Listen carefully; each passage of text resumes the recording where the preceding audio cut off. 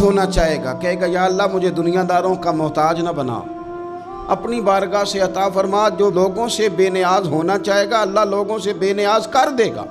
और फरमाया जो सब्र का इरादा करेगा अल्लाह उसे सब्र की तौफीक भी अता फरमा देगा।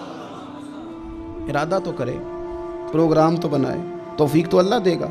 जो सब्र का इरादा करेगा अल्लाह सब्र की तौफीक भी अता कर देगा।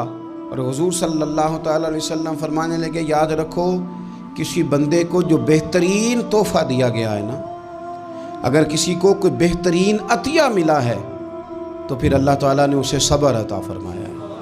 ये बेहतरीन तोहफ़ा है।